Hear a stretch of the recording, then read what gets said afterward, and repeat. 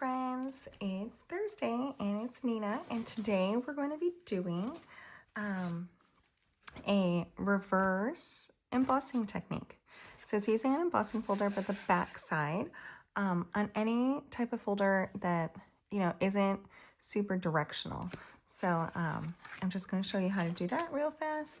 And I did do like a quick reel on this a while back using the freebie from scrapbook.com, You're a Gem, that coordinates with my Bougie birthday collection. But we'll be doing that with the Born to Sparkle embossing folder from Bougie Birthday with spellbinders and some of the words. So with that being said, this technique is super fun. It's not new. I don't even know how it started, but scrolling late night on TikTok one day, I saw it and I just had to try it.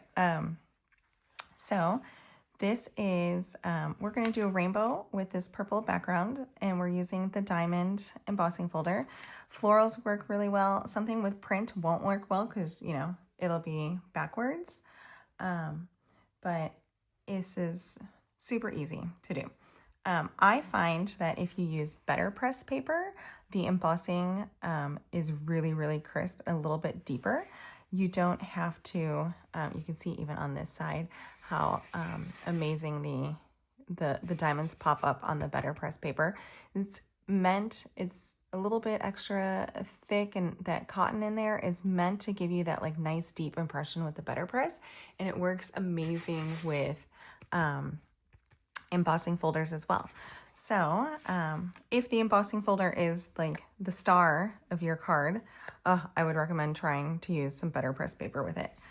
So with that being said, to do this one, I ink blended my whole panel first. You don't have to ink blend the whole panel. You can go in after you emboss and just ink blend what pieces you want to ink blend. So if you were doing a flower, you could do it that way. If I had a flower folder handy, I should have gotten a flower embossing folder handy. Maybe it'll be a part 2 video. But you can do with a little, a small detail embossing brush, you could do each one separately. Or if you're a little bit lazy like me, you could just do the whole background panel first, and that's what we're going to do today. And you can see the color options are whatever you want them to be. This was a 3-color option, so we went from pink to purple to blue to green to yellow. And this one is just a 2-color blend, so it goes blue to green to yellow, using 2 colors or using 3 colors. So I'm going to do, I don't know, let's do the pink. I think the pink to blue to green to yellow is fun, so we can do that. I like to use oxide inks, so I'm using Distress oxide inks for this technique because they're a little bit easier to blend because of the chalkiness. So we're gonna use that. And so these are my 3 favorite like rainbow colors. I use Wild Honey, Peacock Feathers. Sometimes I'll switch out Peacock Feathers for like Salty Ocean or Selvage Patina, just kind of whatever I have handy most of the time, and Picked Raspberry. So, and in no order, so you can just, whichever way you want to do it. Sorry, I don't want ink all over. So whichever way you want to start, and you can see once you start, you can have some rough kind of circle blending marks, but because of the oxide, you can always blend those out. That's the best part about using the oxides for me. And we're going to try and go like a third of the paper with each color.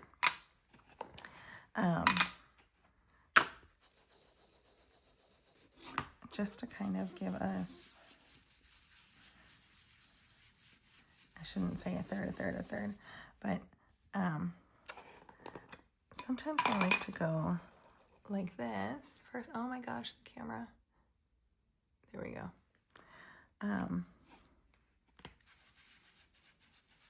Oh no, I don't like that this is moving. It's like an earthquake.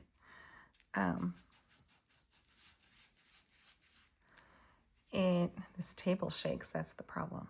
Oh. Hopefully it's not too crazy. But a third, a third, a third, and that way, when you start this way, you can kind of like figure out which way you're going and then start to pull up and down a little. So I'm going to go a little bit into that blue there. Now we're going to cover this with another color, so it doesn't even have to be super perfect, but because of the pigment in those oxide colors, it's so much easier to get that ink blended and on there. And get my top and bottom colors, and now I can just kind of be a little bit looser, haha, with the blue, and then just go back in and just kind of rub those middle lines out with the top and bottom colors. Just gonna blend those little lines out, and maybe I want to add a little bit more blue, bring it down a little bit. You can still go in.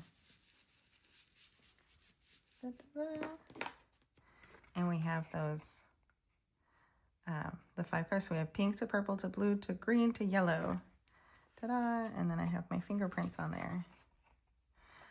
Because it's still wet, you'll have fingerprints on there a little bit. You could blast it. Sometimes I use a Post-it note to kind of keep the, what do you call it, my fingerprints off of it while I'm working on it. And sometimes I don't. I just go for it. So then this is the hardest part is you don't want to emboss it like you normally would. So normally I would take my embossing folder with my black print up and I would put it in here and the diamonds would pop up. This time you want to flip it around because you want the diamonds to go push down into it.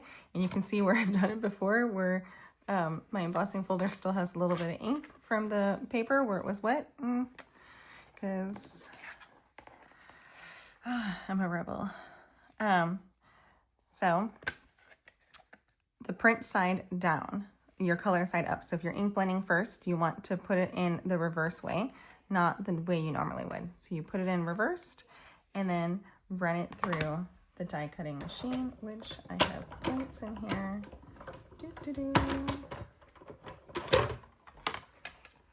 need to find my gray plate.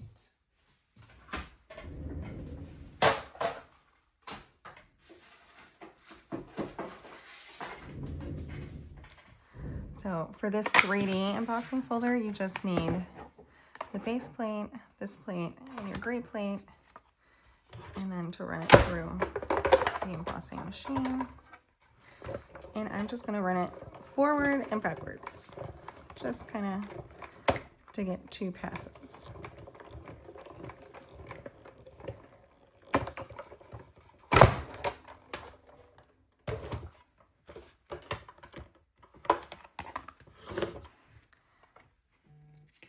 Ta-da! And then we have the diamonds pushed in so you can see that they are up on the back side. And look how pretty that is.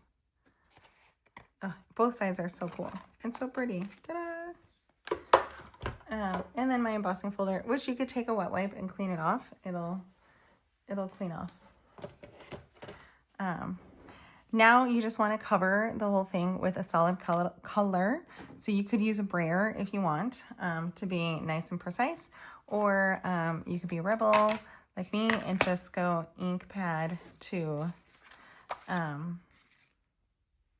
paper, which is what I'm going to do. And this is Villainous Potion. I don't know, I just really loved the purple on top of oh,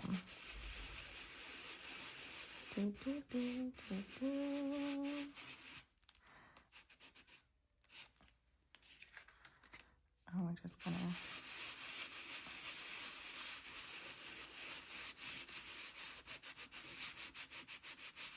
kind of get it to go and rub and rub. And if there's spots where, you know, it's not rubbing well, you can kind of, I'm avoiding like pushing deep because I don't want it to get in the crevices. I just want it to be on that raised part, but there's a couple little, oh, there, it is showing. I just want those the little lines and some of those little diamonds. Ta-da, there we go. So if I just kind of, on some of the details. So some of those details, you know, are a little bit harder to get into. And we just have a little bit of a, ta-da. Oh, this one too.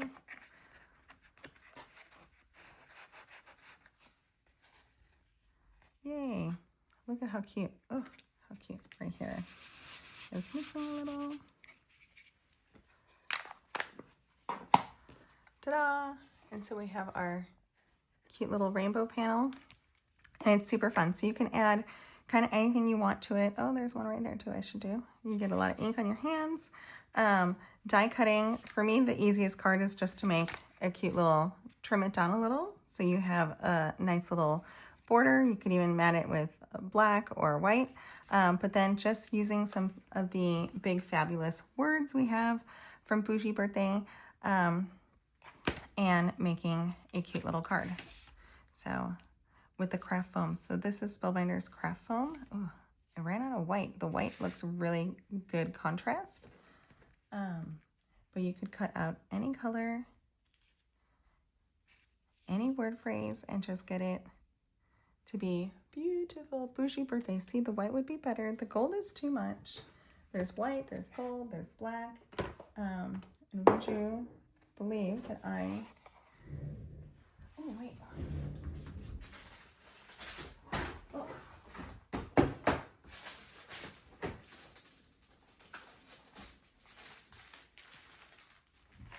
Oh, no. I have rose gold. Pink. Is this like a purple? Like a light purple. Brown. Ooh. Oh, look at this, like, kind of teal. Oh, I bet teal would look cute.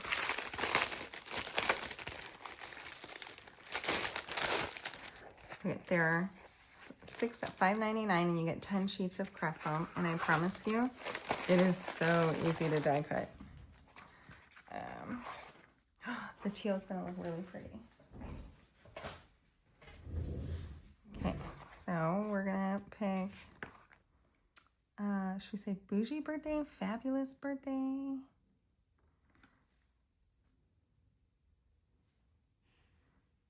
I don't know, let's cut it. We'll see. So,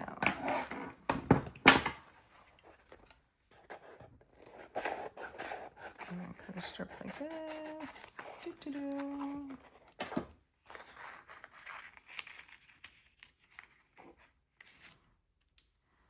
Fabulous.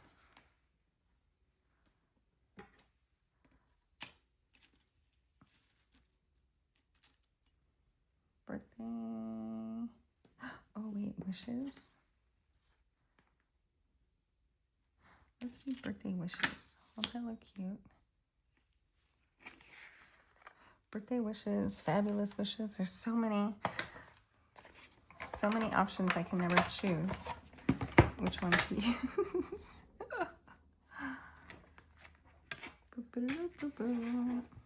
This is only going to take one pass. Oh, possibly.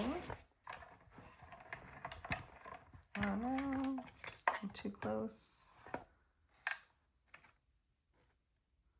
Just gotta give my scout a little bit of leeway there.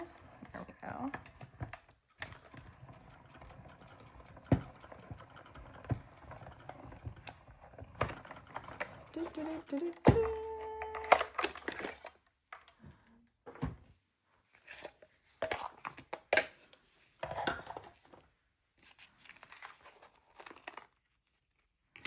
And look at how easily it comes out of that. And not only does it come out super easy, you can shape it, which is also another fun part. Is, oh, look at how pretty the teal looks. So you can like shape the birthday and the wishes.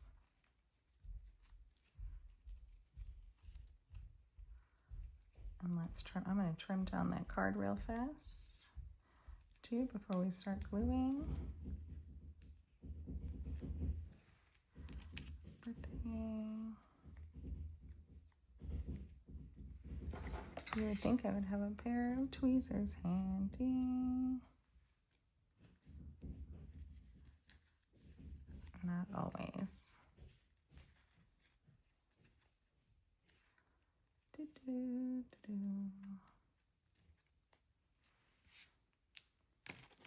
we go. Trim this down to 4 by 5 1/4.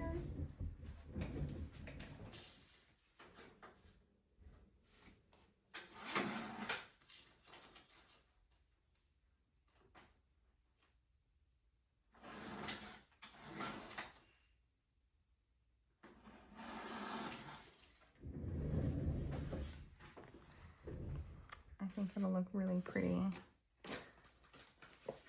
on a black panel, maybe. Ooh. And then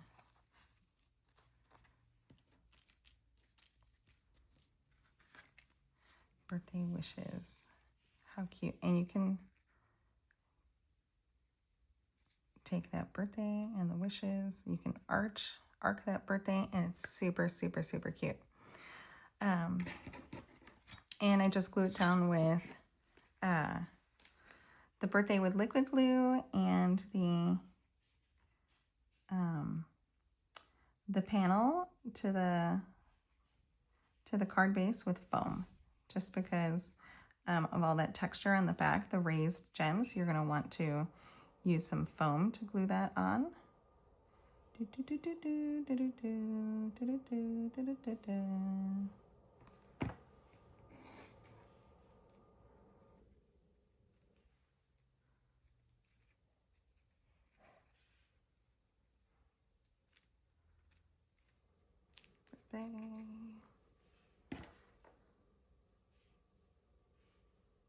Oh my gosh, my hands are shaking today.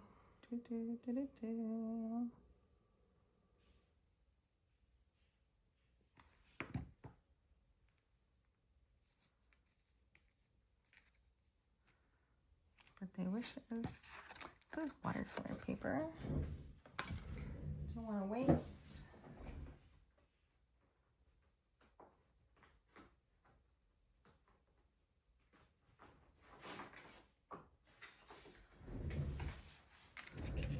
Here's a black panel.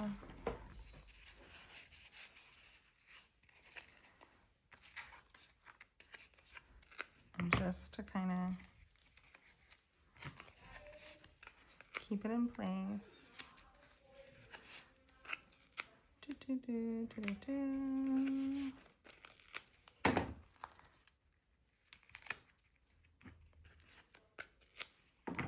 You might be like, oh my gosh, that's so much foam tape, but I want it to not move, not fall off that card base.